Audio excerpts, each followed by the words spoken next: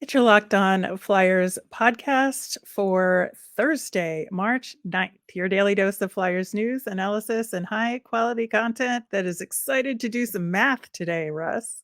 Oh, just what I love, math. Yeah, we are going to dig way into what the cap is looking like for next season on today's show. And we're going to talk about the game tonight against Carolina, all on today's show. You're Locked On Flyers, your daily podcast on the Philadelphia Flyers. Part of the Locked On Podcast Network, your team every day.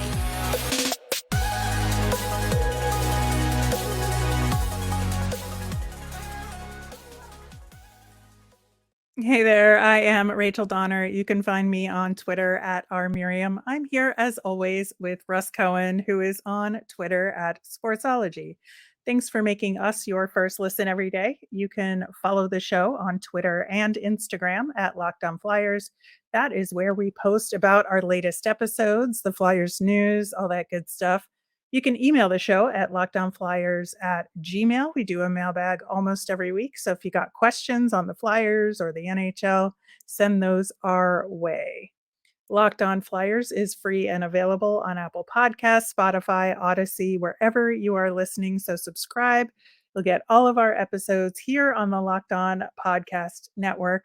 Plus, we're over on YouTube. So subscribe there as well. Russ, first up, obviously, we got to address the Tony DeAngelo continuing situation. I made myself chuckle when I wrote in the notes, it's a hearing for spearing. But as of recording, just full disclosure, we don't know the results of the hearing. We do know it was not an in-person hearing, so the most he could get is 3 games. Right. For it, but chances are very high he will not be playing in tonight's game. So Tortorella will have to do a regular lineup with only 6 defensemen, 12 forwards, and Bellows should be checking it, correct? Sad. Yeah. Yeah, it's sad he's going to have to do that. Yeah, I would say it's 99.9 Tony doesn't play. And it wouldn't surprise me if he gets 2 or 3. It would surprise me if he only gets 1. Yeah, I think so too. I think he gets 2 or 3, depending on how the chips fall. As far as the game against Carolina tonight, the Canes were pretty, I think, judicious at the trade deadline. They made a couple of moves just to fine tune things, picking up Jesse Puljujarvi, which I thought was smart, give him a reset and a chance to maybe have a fresh start. A kid with a lot of potential, but things just were not working out for him in Edmonton.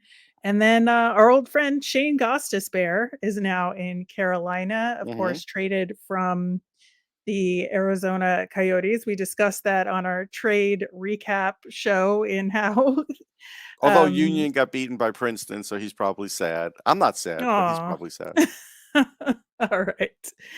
Yeah, with the trade for Ghost, Arizona got picks not only for taking Shane Gostisbehere, but then trading him. So that's pretty good for them. I think, the big question right now is that have they been constructing their team and are they a team that can play the Bruins and win? Because that's, the big dominant force in the East right now. Yeah, I think they're a team that could play the Bruins and win. I don't love their goaltending. I still don't love it, but between Ronta and Freddie Anderson, but everything else is there. So, and I'm not even counting on Puljujarvi doing much, if anything. So, Right. but Gostisbehere will help him, and I think he'll be better than what DeAngelo gave him. So, end of the day, I think, and Brett Burns is still a huge upgrade, massive. Like he's one of the big reasons they're so much better this year. So I do still like them. They can play any type of game you want. They do score goals, but maybe not as much as I want. But they could get hot and score them in pockets.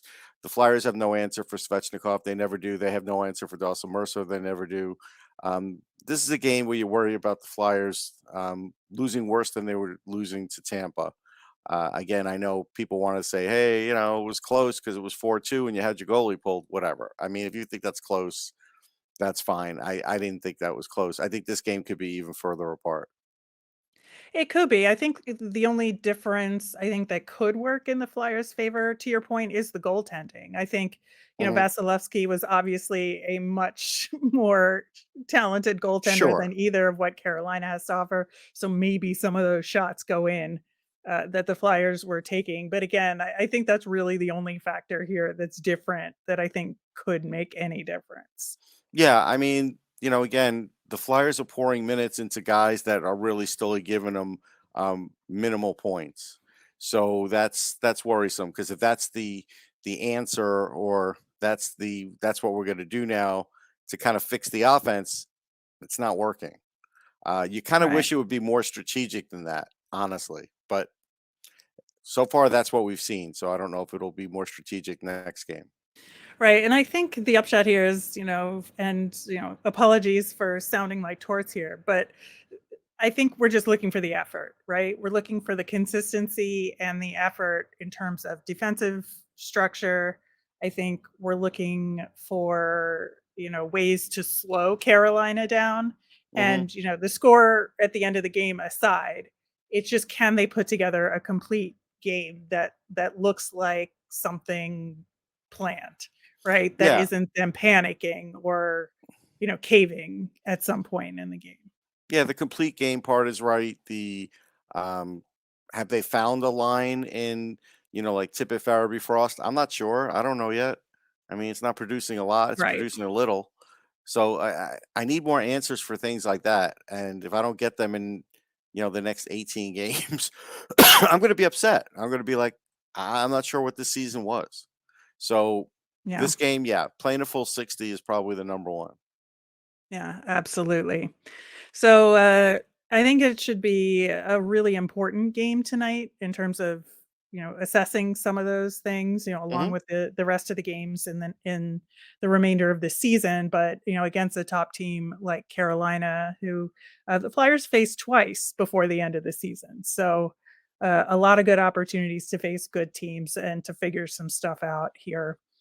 Moving over to our discussion on the salary cap, Russ, I just wanted to kind of level set where we were and give our lay of the land, so to speak, Hmm. for the Flyers going into next season because Flyers are currently at 46 contracts, right?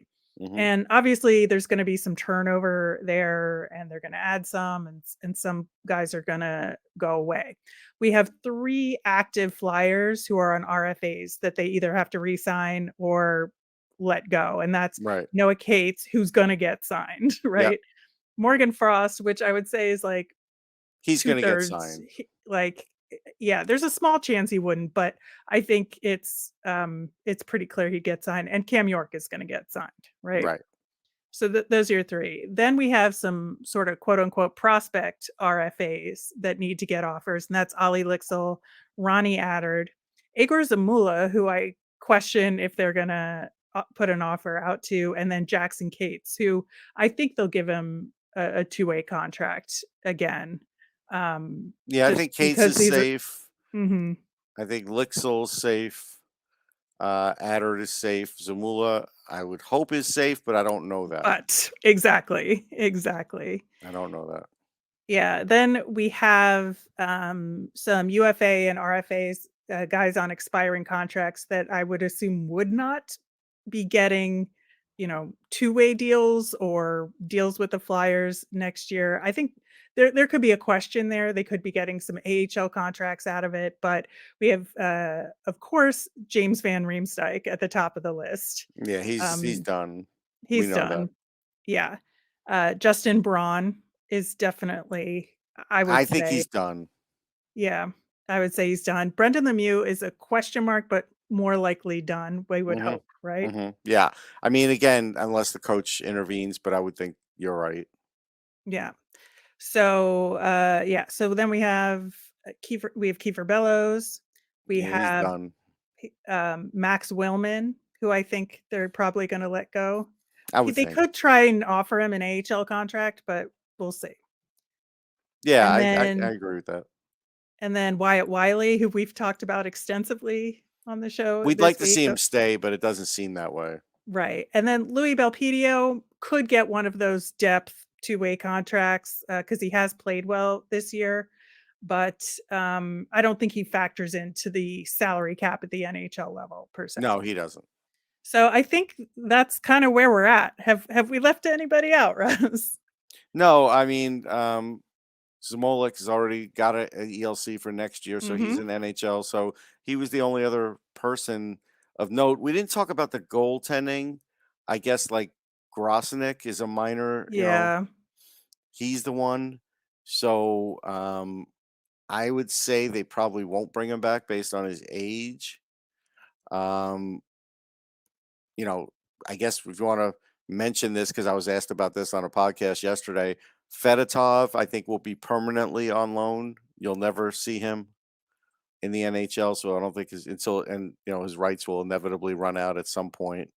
Yeah. And then I guess Nagel. What do we think? They're going to bring him back another year? Probably.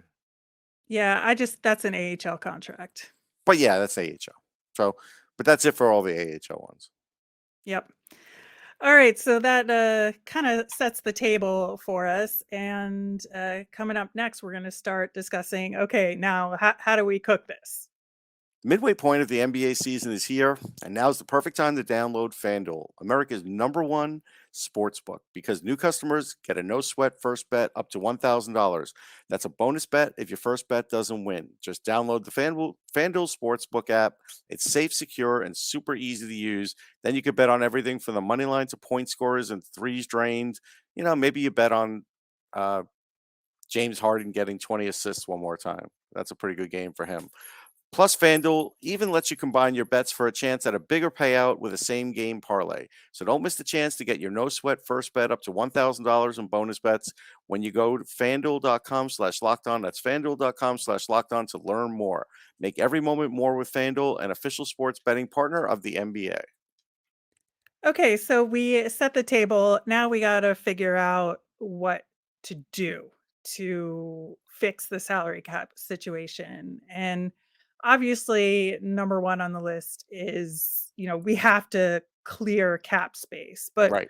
like, why do we have to do that? And I think the answer is simply that there's just not enough room to sign anybody else, right?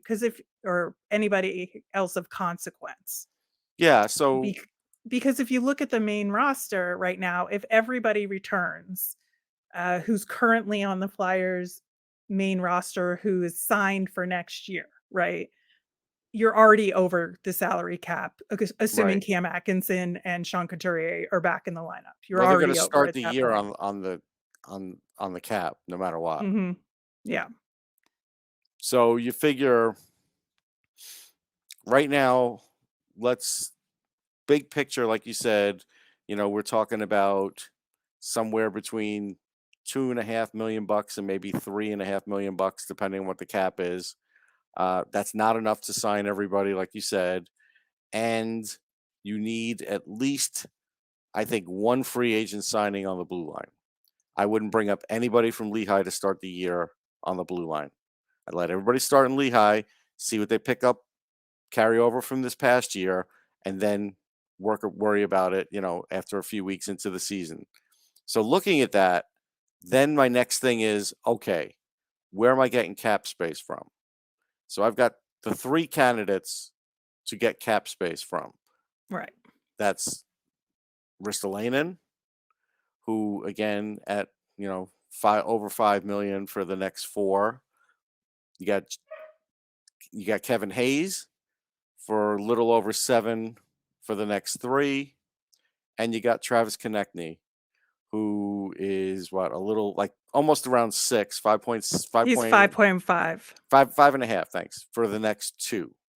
So that's the one that I'm worried about the least, but still have conversations about it because you never know if somebody's really crazy about him at the draft. You might, be able to recoup your second rounder. You might be able to get another pick from another draft and maybe a good prospect. I'd have to consider that, but for strict cap movement, Those are the three that I would look at, not Ivan Provorov. All right. So I think there's two ways to look at this, especially with Ivan Provorov and the D side of things. I think, from a is he working out here? What can he offer side of things? I do think he is somebody that you would think about trading. However, at the same time, if you're suggesting that we don't bring anybody up from Lehigh and we sign a free agent defenseman, that leaves the decor kind of bare bones, even given that, and you would need a guy like Ivan You Provorov would. around who Yeah. and so I see where you're coming from with that and in terms of why you would have, Ivan Provorov on your don't trade him list. I now it would depend on what you would get in return, right? If it's a D for D kinda trade where you get just a different kind of Yeah, that's to defenseman. me, I have no interest in that. Well, it's a possibility though, and I think that's something you maybe consider, but I tend to agree with you that that might not And I'll be, be likely open about it. anyway. Yeah, the only reason I don't have an interest is because you're not gonna get someone that's gonna be able to play a number 1 D, even if Provorov's the 15th best Right. number 1 D. That's the reason. So I think you're right in terms of Rasmus Ristolainen being the defenseman that you try and trade in order to clear the cap space so that you can actually sign another quality defenseman that maybe you can finally get someone to pair up with Provorov that might Mhm. work.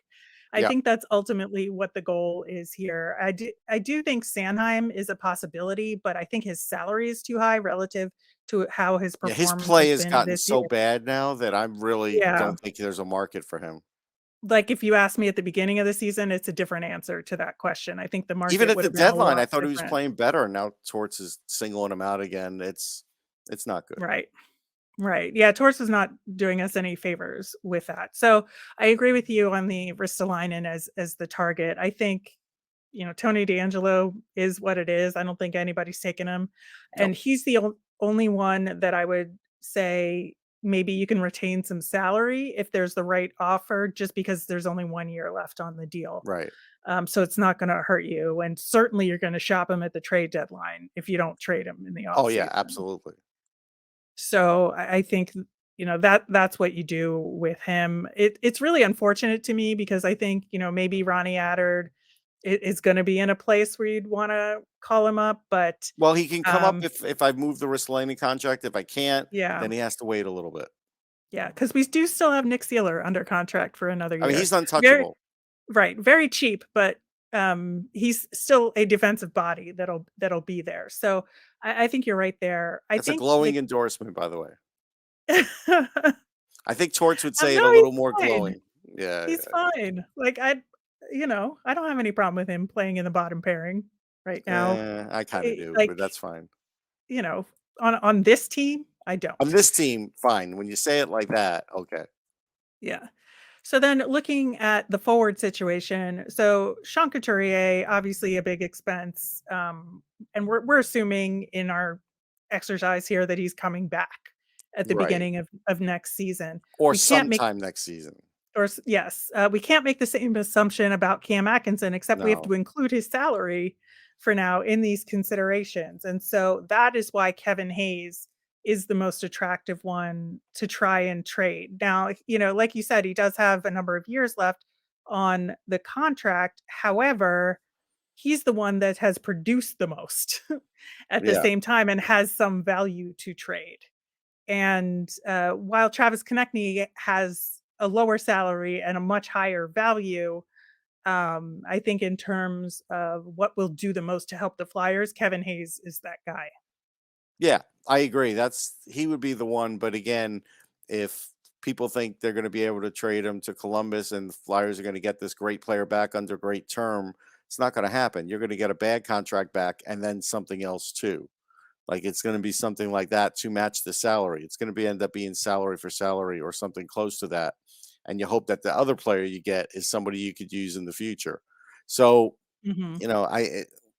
that's why I'm not that high on Kevin Hayes getting traded, and that's why I'll listen to offers on Connecting. Yeah, I think that's exactly where we're headed, in a perfect world or in a perhaps non Chuck Fletcher world.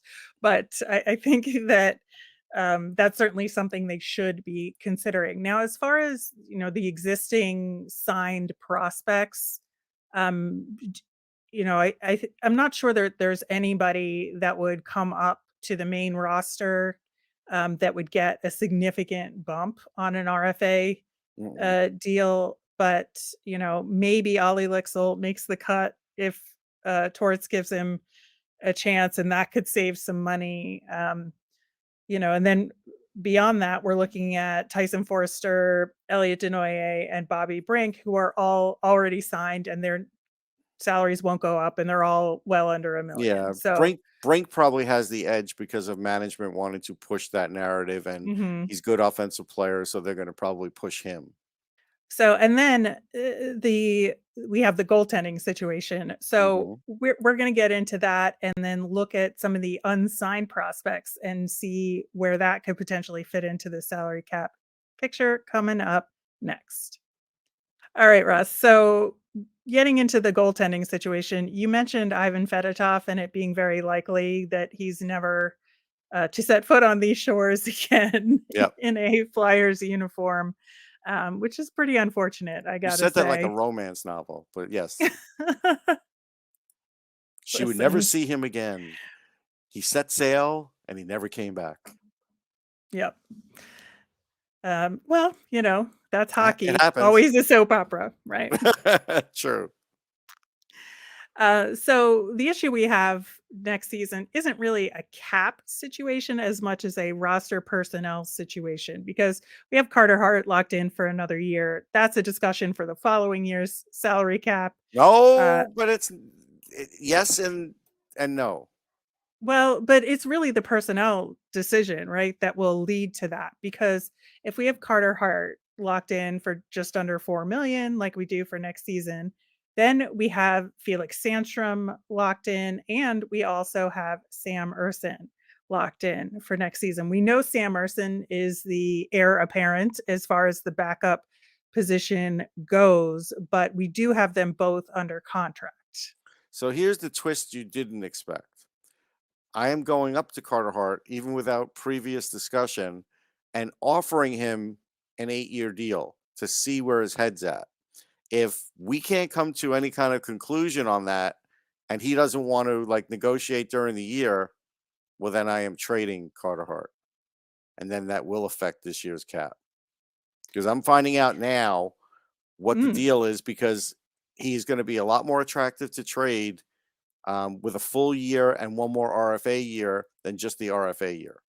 Yeah, I think that's a really smart approach because, if he even says, oh, maybe not an 8-year term, I want to do a bridge deal, which I wouldn't think he would say, No, but he might because say 5. If he goes he 5, might I'm say like, 5. okay, sure. 5 is Sure, fine. that means he wants to stick around, right? Right. And to see Yes. where this rebuild plays out. Hmm. But I think you're right. If he says no, I want to wait until the off season, that also puts the Flyers in a difficult situation if he decides he wants to walk, right? Correct. So you'd I'm not rather giving know him. now. I'm not waiting on that. Yeah. No, that's absolutely a smart approach. But so I do see how that could affect the cap, but I certainly don't think it would happen before the season. Um, it might Could. happen early in the season. Yeah, could be either. Could happen before Yeah. the season. Summer discussions are not out of the realm. Yeah. Looking at some additional signed prospects and unsigned prospects that I think have outside chances of at least spending some time on the Flyers roster, that again won't really affect the cap so much because they're low salaries, but we do have to consider them just in the big picture. If you're looking at J.R. Avon, who's signed, Hmm. and we've talked about him. He's had a pretty successful year in junior. I thought he was really prepared and played well at camp last year, Hmm. particularly. And so I'm thinking there's he's going to make a run at Yeah. making the roster for sure. Yeah, he'll And make a little run at it. Sure. I think Ethan Sampson is going to make a run at it. I don't Hmm. think he'll make it, but Hmm. I think he's going to make a run at it. And he's been a pretty stellar player this year as well. And then, of course, we have our unsigned prospect list. So Carter Gauthier is clearly at the top of that list. But again, we've talked about it that we don't think he'll No, sign this year. you'll see But him at the end of the year when BC season's yeah, over next year. yeah, I think so too. Again, we could be wrong, but that's, I think, the direction we're going in here. Then the elusive Jay O'Brien, if they are going to give him a contract or I don't not, think will they're be a signing factor. him. That's just my gut feeling. Yeah. And then to me, the most intriguing guy is Emile Andre. Yeah. Um, I honestly don't know his contract status, and I am supposed to write about him this week. I'm gonna guess that he's gonna stay one more year. But I don't know his contract status, so that one's kind of hard. You can't always get these guys' contract status, what it is over in Sweden immediately. So um, I think it's going to be another year for him. That's just a guess. It could change. Yeah, I mean, this is a very personal, I think, decision for him. Does he wanna make the jump over here Right. now? Or does he not wanna be part of this mess until the Yeah. following year? I think that could be a big factor in it too, that he wants to come into a slightly better situation with another year in the SHL under his belt, and that can't hurt him one bit. And then we've got some dark horses to maybe sign. Brian Zanetti and Gavin Hain are the ones that are, the rights will go away the soonest. Right. Hain, I don't think they have any interest in. Mm-mm. That's a shame. He's a decent player. He's not great. He's probably an AHLer, but just doesn't seem like they do. I saw him play a few weeks ago. I thought he, is effective. Um, but I don't see it. And Zanetti, I think will go back another year. Yeah, I think so too. He is playing well in junior, but I think Yes. like another year in leadership there will do him some good. Just kind of recapping this big picture here, the Flyers are in a very tight situation when it comes to the cap and have a lot of work to do. And I think the big concern hanging over our heads here is that if the Flyers were unable to make some quality deals at trade deadline, understanding that the circumstances are different with, retained salary and expiring contracts and all of that, I think that this offseason is going to be a huge uphill battle for Chuck Fletcher to get well-structured deals for any trades that he wants to try and accomplish. Yeah, like just to be clear, the only guy getting a long-term deal out of me is Carter Hart. You want a Mhm. long-term deal, you get it, and it still won't count until the year after. So that's one thing. Everybody else is getting bridged. York bridge, Frost bridge, Cates bridge. They're all getting bridged. Yeah, I mean, I could see them throwing a little bit of a bone in Noah Cates' direction from a salary Still perspective, but can't do it. it's still right. It's still gonna be a bridge You can deal give him a higher because end of a bridge, sure, that's fine. yeah, yeah, Because he that's is all I playing a higher position than you expected. So give him that bump, but I'm not signing the long yep. term. Not yet. No.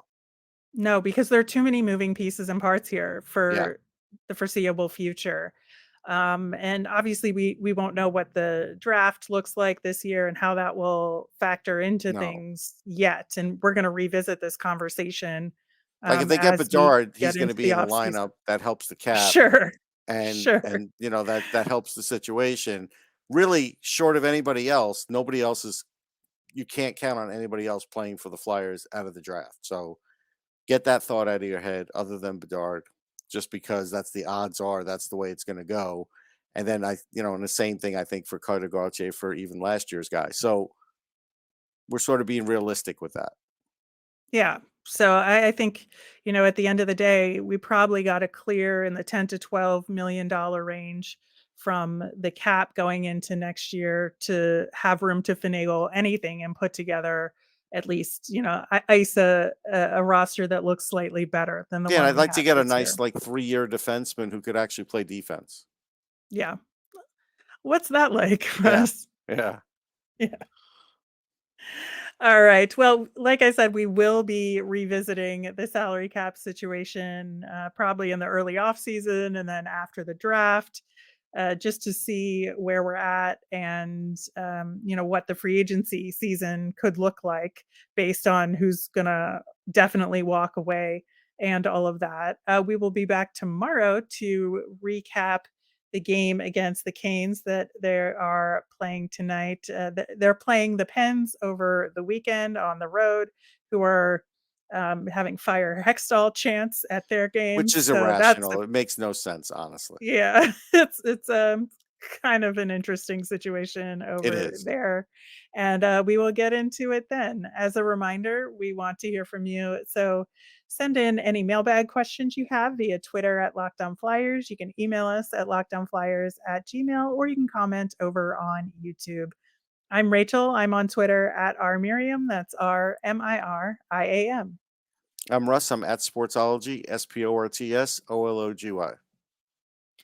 Thanks for making Locked On Flyers your first listen today. Now make your second listen Game to Game NHL. It's every moment, every top performance, every result.